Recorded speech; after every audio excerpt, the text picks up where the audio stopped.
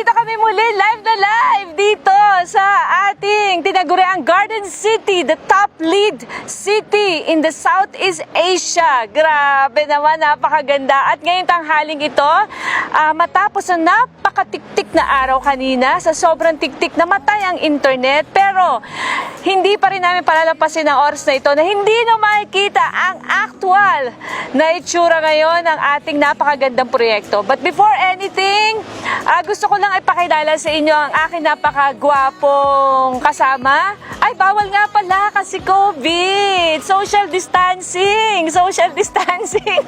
So, hindi rin kita mabeso-beso. Cute pa man din, no? Yung mga dalaga dyan. Today, kasama natin ngayong hapon na ito dito sa Alabang, si Mr. Patrick Tano. He is the Assistant Project Development ng Studio N. Okay? Say hi sa ating mga kababayan. Hello!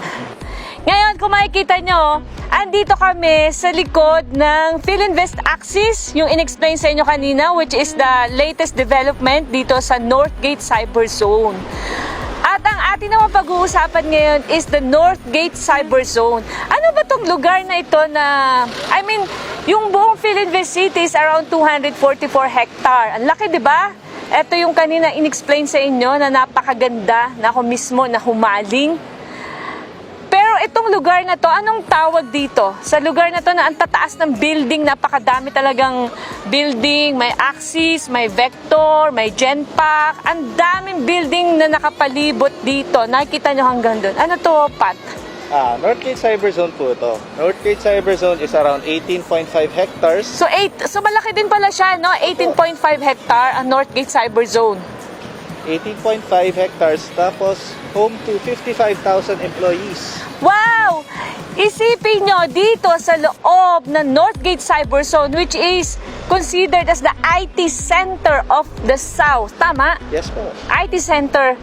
Ay mayroong 55,000 employees presently working inside the Northgate Cyber Zone. Totoo ba to? Oh, Northgate Cyber Zone alone. Alone, ha? So, ibig sabihin, itong 18.5 pa lang, may 55,000 employees na. Why do you say alone? Saan pa meron mga employees? Kasi sa loob ng Philinvest City, meron din tayong ibang office developments. Doon, na?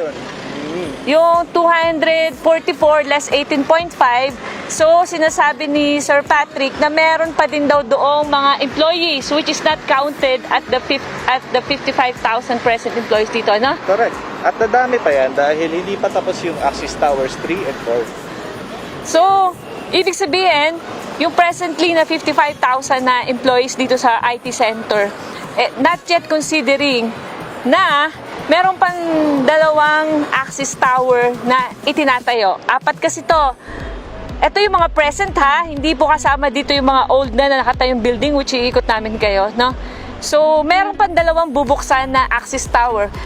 Ito nasa likod namin is already the Axis Tower. Ito. Kita nyo?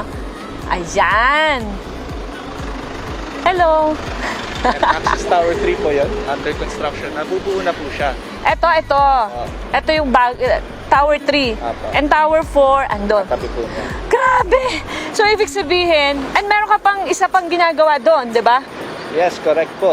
Actually, very secret pa po yun ngayon. Meron pa tayong development na tayo doon. Na ginagawang building. So, napaka-promising because the 55,000 is just an initial number of the present employees. Yes, correct. With the upcoming development, construction going on around, pretty sure mag-i-increase pa siya. Wow! So, itong IT center na ito, anong mga klaseng company? Ano ibig sabihin ng IT for the... IT, so normally outsourcing po siya. Outsourcing ng technology-based businesses. Aha. So, mostly dito, we have our biggest siguro tenants po dito, HSBC, Yon. Verizon, Wow. here po, Accenture, tapos PayPal, nandito rin po. So, Genpack, nandito rin po, Capital One. Capital One. So, napakadami nila. Nakadami po. And kung natapos po yung Axis 3 and 4, dadami pa po yun natin. Lalo pang dadami. Lalo pa po. So anong mga nagre-rent dito sa Axis? Mga offices din yan? Yes po. Actually, dyan na rin kami naka-office ngayon. Dyan din kayo naka-office ngayon. Okay, no? Exciting. Isipin nyo, mga sikat na company nasa loob nito.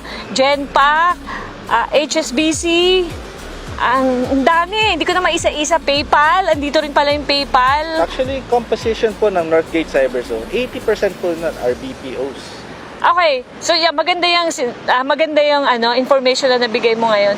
So ano yung distribution ng 55,000 na mga employees considering na may mga malaking companies? Ang alam ko, marami ding mga POGO. Ito yung mga Chinese na pumasok, 'di ba? Ano yung distribution niya by percentage? 80% po natin dito sa Northgate Cyberzone are BPOs. BPOs. 10% are traditional, and the remaining 10% are actually online gaming. So very okay. minuscule po yung online gaming po dito sa area. Unlike the Bay Area po, actually. Sa Bay Area, baliktad, no? Baliktad. So, according to Pat, just to give you an idea, no, ito palang etong IT zone na ito, ang distribution ng 55,000 employees right now, 80% are BPO. Yes. No? Ito yung mga outsource services, di ba? Na binibigay natin. 80%. 10% are traditional firm or traditional company na may mga offices. And the other 10% are the POGO. Ito yung mga Chinese. Na, tama? So, it only means na kahit anong mangyari, 'di ba? As of now, medyo yung POGO lumabas ng bansa yung iba, 'di ba? Because natakot sila sa virus. So there's nothing to worry in the near future when the old normal is back, no?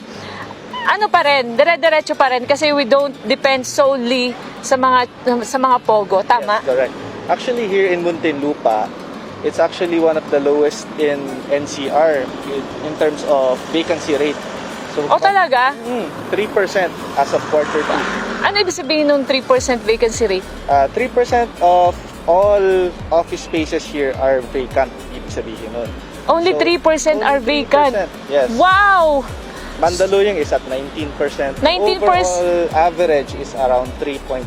Wow! Congratulations naman! So, napakaganda pala ng situation ng rental spaces dito. Office rental spaces to? Office spaces po yan.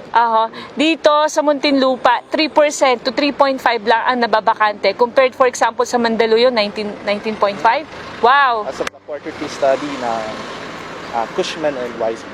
Yun naman So ito po maganda. Gaano kaganda ang location nitong Studio N? Because I'm very excited dahil itong Philinvest City is a high-end city. No, everyone would like a space on this, a part of this. Gusto nila. But as time goes by, pataas siya ng pataas ang presyo. Yes, 'di ba? So, I think meron kayong good news kasi ang good news nila is etong huling project. This will be the last affordable project in the area. So, ito yung Studio N. Yes. Ang sabi niya is the last affordable project in this area. Maniwala kahit hindi, I think totoo. Kasi as of now, ang lote po dito is already around 300,000 pesos per square meter. So, hindi na kayang magtayo ng mga affordable.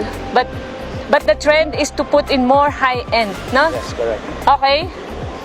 Totoo naman talaga, no? Kasi unang-una yung location napakaganda, no? Isipin nyo, mamaya papakita namin sa inyo, ha? Ito yung Crimson. Kita na nga yung Crimson, eh, no? Kita na yung Crimson, yung mataas. Crimson ba yon? Crimson Hotel yon.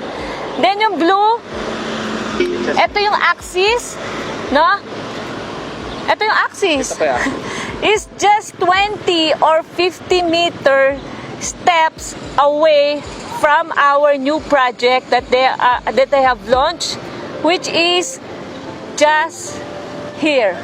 Yan na, 50 meters away. Tama ba? Ito na, ladies and gentlemen. Saan ang 2 cents po? Yan. Ladies and gentlemen, I'm going to present to you yung latest project na napakalapit. Sipin nyo, tumalikod lang ako sa Axis, andun na, di ba? So around 50 meters away, di ba? Parang paano tayo? Ito na siya. 2 cents. Yung nakikita nyo na blue fence, no? Yan. Pwede mong ipakita, lumapit ka doon, Joel. Yan. So, yung nakikita nyo, blue fence, yan ha, nakialam ako. Kasi sabi nyo, hindi kami importanteng makita yung project. O, yan ha. Lapit tayo, lapit. Tama ba, Pat? Yes po. So, ito yung kung kayo ay kasama namin dito nung January, nagbigay tayo ng charity. Ito siya, yung The Haven. Ito. Kaya lang maaraw. So, after nung The Haven na charity, nakikita nyo blue fence. Yan. Na?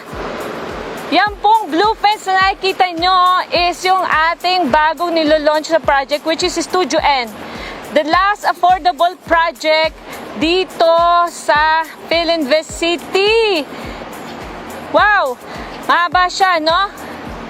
Yan. Actually, hindi ko nakikita kung nakikita ninyo kasi matindi yung araw. No? Ito siya. Lahat po ng blue fence. Yan, yung mga nangihingi ng update. Ito na po siya. Napakahaba. Nasa highway talaga siya. Ayan. Yan. Ongoing ba? Siyempre, ito. Yes. Ongoing pa yung clearing operations natin. So, may clearing operations kayo ongoing. Hanggang kanto ba? Yung kanto po na yon, yan po yung magiging parking area natin. Okay. So, buong block na yan is nakuha ng Studio N. Tama? Actually, hindi po. Ito. Blue. So, ang likod natin is, pwede man nang kunin Joel para naman makaka-focus. Yan. So, liban tayo kung gusto nilang makita, no? Okay. So, wow, siga. Ito po yung mga call center. Pakita mo to, Joel. Pakita mo. Yan. Okay? Yan. Okay? Dito ka, Joel. Alam mo ako dito. Kita ba yon? Okay. Nakikita niyo po yung likod ko. Ito na yung sangkaturbang mga call centers or BPO outsource services na nasa likod natin. So, nagkataon na may bakante pang lote dito. So, tinatayuan ng Philinvest City, the developer ng bagong project, which is the Studio N. Tama? Correct. Ano ba itong mga malalapit na building na to? Ito are office buildings as well. Vector 1, 2, and 3. Wow! So, itong lugar na to is developed na. Apo. Fully occupied na rin po yung mga to. Fully occupied na, no? So, anong update natin sa mga nakapag-invest dito? Dito tayo. Ito siya. Anong update natin tungkol dito sa... Ako, maraming excited sa ibang bansa about the construction. Ano ba nangyari na? Siyempre, nagkaroon ng pandemic. Nangungulit sila. Ano na bang update dito sa ating Studio So, N? we'll continue with construction starting January. So, nag-stop muna siya ngayon, no? Nag-stop mo muna. Safety Actually, first kasi bawal talaga ngayon, no? Especially yung mga big construction, bawal po na marami, no? This will push back our turnover date to Q4 2023. But we'll keep you posted on that. We will restart yung construction on Next year, January. first quarter of 2021. Okay? Pero, wag po kayong mag-alala. We'll keep you updated. Ang maganda po, because of the pandemic, nagbigay tayo ng promo at nagkaroon kayo ng chance na makapag-invest dito sa napakagandang lugar na ito. No? Meron ba kayong mga katanungan tungkol kay ating proyekto? Meron ba? Nakaka-excite. Isipin mo, 55,000. Alam, maganda lang dito. Sabi nga ni Sir Terence, no? Sabi niya, you know that 8 years ago, dumating kami ng Philippines. I stayed in Italy for 15 years sa Europe. And we all know how beautiful yung Europe. Sa pag umuwi ka ng Pilipinas, di ba? Nung nakita ko itong Philinvest City, I really fell in love right away. Kasi para kang nasa Europe pa din. And then, siyempre, iba yung kapitbahay mo dito. Sabi nga ni Terence, kung gusto mo makita ano yung magiging ng future ng mga anak mo, tingnan mo yung mga kapitbahay mo.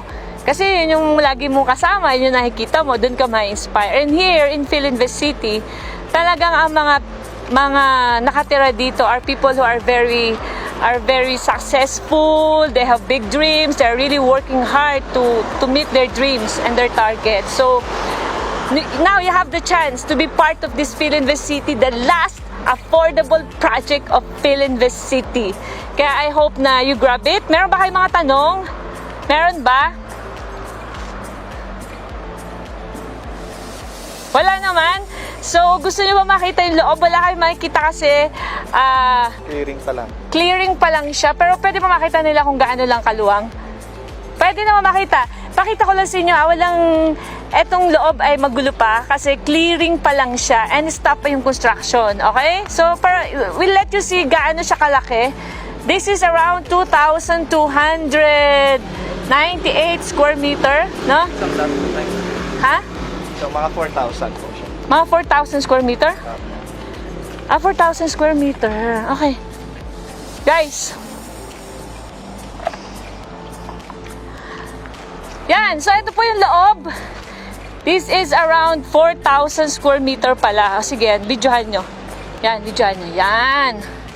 Napakaganda naman. All greeneries pa rin. I think yung likod is a subdivision. So, maganda yung paligid. Ayan.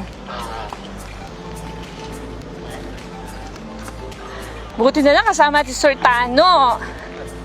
Ayan, nakita niyo na. May tanong. May tanong. Ay, maganda tong tanong niya. Sige, maganda yung tanong niya. Madilim eh. Saan ba tayo pwesto na medyo maliwanag? Dito. Ayan, okay. Pahawak ako, Joel. Okay? Yan, okay. Meron din lang kami isi-share sa inyo. Ano po, alam nyo po dito, historically, no? Kasi bakit natin nasabi the last affordable project in this IT Northgate Cyber Zone? Paano ba nagsimula na nagkaroon ng affordable project dito? So, nag-start po tayo dito sa Studio 1 and 2 actually. Nandito lang sa dulo nitong street na to. Yeah, mga 100 steps. Yung unang project 10 years ago is called Studio 1 and Studio 2. That's around 900. Yeah, 10 years ago that is 900,000 pesos isang unit, 12 square meter. Para parking lang. Parang parking, di ba? But after ilang years, it's sold out. Tama? Wala na siya ngayon, di ba? Sold out. And then, because of the success of the two building, may sumunod, di ba? Studio City po, tinayo po. Studio City! Naku naman! Napakaraming mga kababayan natin andito. Yan, kapitbahay. No? Ay investor dito sa Studio City. Yan. Kaya congratulations! Di ba? Mga 16 square meters po per unit doon. Yan. So, alam na alam nila yan, ang Studio City natin, which after, this is the second project that is Studio Series, started with 1.3 million. Grabe, no? That was how many years ago? Hindi ko na matandaan. Maybe 5 years ago. But they sold out at 2018, mga 3.8. Wow! Sold out na. Yung pre-selling na nag-start ng 1.3. Ngayon, magkano na? 3.8 po siya. 3.8 million! Grabe naman, ang laki ng tinaas. And for that, nagtayo ulit ng last affordable. Ito na, last na to. Hindi na nila kayang magtayo. So, grab a chance. So, itong last na affordable project na to, kung yun ay 3.8, ito ay magkano? 4.5. 4.5 million, still very competitive ng price natin compared dun sa mga ibang development dito na mas malayo. Kasi tayo nasa loob ng Philinvest City, which is bungad lang ng Skyway. Tama? Correct. Ang daming daan na pwedeng lusutan. Pwede kang lumusot ng Skyway, ng SLEX, ng Alabang Zapote Road. Okay? So grab the chance kasi this is only 16,000 pesos per month. Our promo po yun ngayon. Yan. This is effective today. Yeah. Actually, this week. 16,000 per month na lang siya. Grabe talaga, ang babait nila. Thank you so much. Yung virtual tour is fresh na fresh sa oven. Ngayon lang lumabas para sa inyo. And then, ito daw promo na to is Ngayon din lang? Ngayon lang din, this week lang din. This week din lang lumabas. So, dating 40,000 ang monthly dito ang taas. So, because it's pandemic, so if you have the chance to get this opportunity, it's only 16,000. Okay? Ang tanong niya is ganito, about rental. No? Dalawa naman po option nyo kung tayo mag-i-invest. Of course, appreciation value, nakita nyo, from 900,000, naging 1.2, naging 3.8, ngayon 4.5 na. That how your money will grow. Number one is appreciation value, especially kung nakita nyo ongoing and development dito sa Philinvest City. Diba? Second is for savings. Kung hindi kayo mag-invest, hindi ka makakapag-ipon. Lalo na po ngayon, maraming nangungutang, diba? For savings, maraming gastos na mapipili kayong bayad. Of course, additional natin ang rental. Diba? So how is the rental going on right now? Rental will always be there, as sabi nga ni Pat, 80% naman po ng nandito sa paligid are outsourced company, mga BPO. Only 10% are POGO. So, pag bumalik na tayo doon sa dating, maybe next year, no? Babalik ulit yung ating, ano ba to? Yung strength, yung power ng rental. Kasi ngayon medyo affected ng pandemic, tama? Yes, affected ba siya dito? Dito sa area na to, not so much. I guess in the Bay Area, mas ramdam nila yun. Mas ramdam kasi maraming pogo, Correct. no? Maraming pogo, okay. So like for example po, to have an idea, no? So, ang mga rental dito yata nagre-range from, depende, no? Kasi yung Studio City, marami rin nagre-rent dati doon ng mga pogo hanggang ngayon, 'di ba? Ranging from 15 to 20,000. Studio 1 and 2 meron din. But of course, kita nyo naman po pre-selling ito. Hindi lamang ang presyo ang nag-a-appreciate. Even the rental nag-a-appreciate. And I cannot say magkano after 3 years. How many years ang construction nito? 3 years pa. After 3 years kung magkano. So, I just gave you a basis as of now what is going on sa rental. Okay? So, meron pa kayong tanong? Sa napakagwapo nating bisita? Meron pa? Sabi ni Miss Janet, ano daw yung unique proposition ng Studio N compared sa ibang properties dito? Yan. So, ano sa tingin mo yung unique na proposition daw? Why should I invest in Studio N? So, aside from it being a little bit bigger than the other studio units, actually, we've added touches of Filigree as well. So, Filigree is is our what? luxury brand here Okay. in Philinvest Alabang. Aha. So, maganda po yung itsura na amenities nyo. Mhm. Actually, very walking distance na lang po talaga siya through to the workers. Very. Tsaka, ito lang yung ano eh. Ito lang yung project na mismong nasa loob ng Northgate Cyber Zone. Talagang very strategic, tatawid ka lang. Na? Yes, Kasi yung Studio City, siya yung mas nasa bungad siya. Ito kasi nasa loob mismo nung bakbakan. No? I think it's the strategic location. No? And of course, it's Philinvest City. What else can you ask for? Everyone is looking for a space in studio in Philinvest City. No? Correct. What else pa ba? Of course, the 55,000 employees presently working inside. And ang pinakamaganda po dito na maipapagmalaki ko, I have been here for around 8 years. This is a city that is really a master plan. When you say master plan, there is only one developer who is doing all the master plan. 'Di ba? Kasi ang ibang commercial business district dito sa Philippines, no? Iba-ibang developer ang pumapasok. Kaya halo-halo. May residential, may commercial, biglang nagkaroon ng market dito. Dito, they have perfect the zoning. Kaya nga po tayo, the first Gold LEED awardee sa buong Southeast Asia.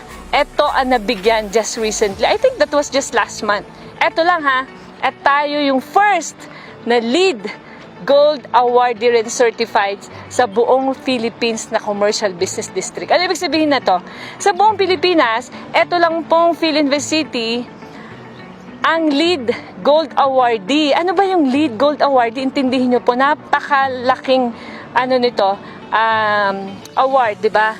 Kasi, ibig sabihin nun, ng LEED is Leadership in Energy and Environmental Design for the Neighborhood Community. Ibig sabihin, sumusunod tayo sa green building, di ba? Parang Standards. green standards, close to nature, wala kang sisirain na makasila sa environment at sa nature.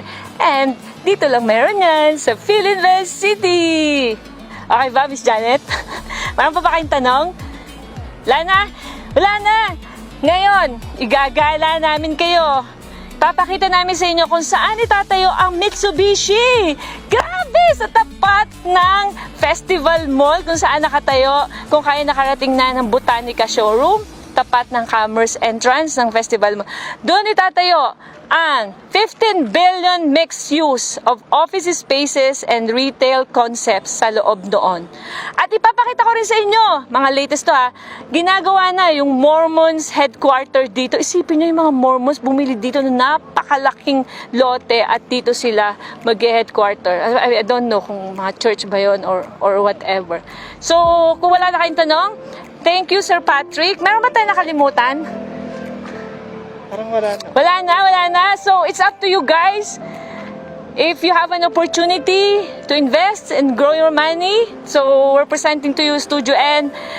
I have the privilege to present Studio N because my heart is so close to this very, very wonderful and beautiful city, the Philinvest City.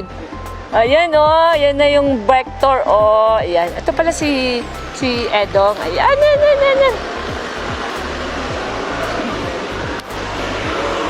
Ayan, kinokontrol tayo ni Kuya. Buti na nasama natin si Patrick.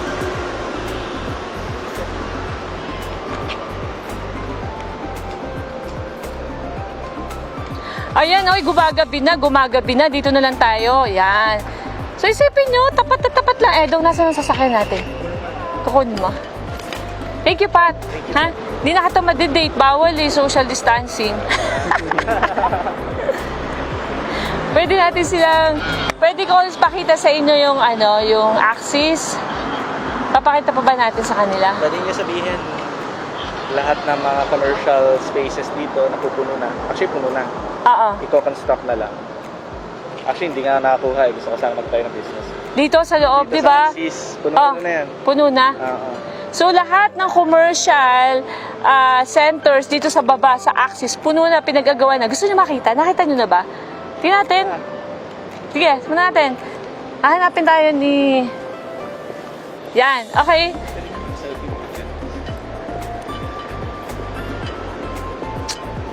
Ayan, pwede namang hindi na. Nakikita nyo yan ang mga construction. Yan, silipin lang natin na mabilis yung... ito naman ang gusto nila makita Yan. Silipin natin na mabilis yung... Sipin nyo ito po, ang daming tao Ayan lang yung yan lang yung Studio N. Katapat na katapat lang. Nakita nyo ka ng driver. Papasilip namin sa inyo yung mga commercial spaces dito. Nasabi nga ni Patrick, gusto sana niya mag-invest na commercial space, kaso naubusan siya. Nakita ko may Starbucks, may Coffee Bean, may KFC, may Bonchon. Sari-sari nga yung nakita ko dito. Ang daming tao. Ayan. Pumapasok tayo ngayon sa loob ng Axis, which is just a step away from Studio N. At gusto namin ito yung 4 na building. Di ba? Correct. Ito is part of the Axis. Vector 3. Yan. Okay. Ito na yung Axis. Ito yung Axis. Wow. Ayun yung Studio City. Yan. Okay. Bibilis. Wow, ang ganda talaga ng Philinvest City. Of course, ano ba kayo? Kaperaso lang ito ng Philinvest City. Yan na, may Starbucks na. Dito kami nagkita kanina ni Pat. Pat ba yung mo? Patrick. Nickname. Yan, may Starbucks na. So pag walang kayo ng kape sa Studio N, aba, tatawid lang, may Starbucks na. Oh, di ba? Of course. Ito na yung mga ano, Genpack, Philinvest Axis pa rin to. Oh. Tower 1, Tower 2, Tower 3, Tower 4. As of now, yan, may KFC na. KFC. Yan na po. Then, meron pa din dyan. May convenience store po. Nasaan yung ano, di ba maraming restaurant dito? Doon sa kanto po na yan, tapos meron din po dito Dami. Dawson. Then yung Wow, may Dawson na. O yan, naggala kayo, di ba? Alam nyo na. Sus, parang we deserve a Gatorade or a cold drink sa tindi ng ginawa naming init kanina. Ayan. Ganda, di ba? Oh, ito na yung Capital One. Napakadami po dito. May bonchon. Oh. Ano ka? Latawid lang kayo. Congrats naman sa mga taga Studio City. May bonchon na, may Starbucks na, may Coffee Bean na. Tatawid lang. Uy, swerte. Siyempre si Royal Kitchen, magbubukas siya pagtapos na yung ano. Ayan, kaya wala na makuha si Patrick. Gusto sana niya mag-invest. Wala siya makuha na kasi nabili na lahat. Congratulations sa lahat ng mga investors. Congrats po. Bye-bye, Patrick. This is one of the building of Philinvest. Ayan. O, diba? O, pinagmamalaki nila yan. Pinagmamalaki nila yan. Yan. Philinvest Axis Tower. Yan na, mga Studio City, West Park. Sipin nyo naman, yun lang po yung SNR. Ito lang yung South Supermarket. Diyan lang po. Yan, tatawid lang kayo. Diba? Ito pa mga commercial. Mauna ka, Edong. So, mag-e-end na tayo. Gusto ko lang ipakita sa inyo. Yun lang yung ano, oh. Ito na yung Northgate. Ito na yung Axis. Yun lang yung Studio N. Diyos ko, napakalapit, napakaganda, di ba? Hi Janet, sana sumama ka sa akin dito. Nagpapawis ka ng husto. Okay, umikot lang po kami. Ayan, ito pa yung mga commercial. Nahanap na kami ng driver. Ayan.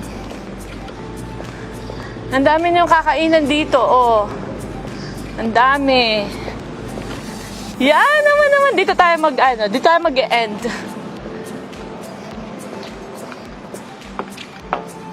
Yan. Bakit na tayo ng Studio N. Yan. Naku. Yun naman ang mga unit nila. O, kitang-kita. Swerte naman itong mga nakabili sa Studio City. Yan na. Sobrang lapit po sa Studio N at saka sa Studio City. And again, I hope na nagkaroon kayo ng magandang idea about the new project dito sa loob ng Philinvest City at sa lahat po na nag-invest na. I hope na nakahinga na kayo ng maluwag at nakita nyo, totoo, napakaganda ng lugar na ito at di kayo magsisisi. Ang naikutan lang po namin is just the 18.5 hectare. 244 hectare po ito. Ayun pa, napakalaki. Congratulations once again, and isa po, ang ating perang pinaghirapan ay hindi tinatago sa ilalim ng unan. Let's start growing our money so that we can come home free and rich and never have to work abroad again. Bye-bye!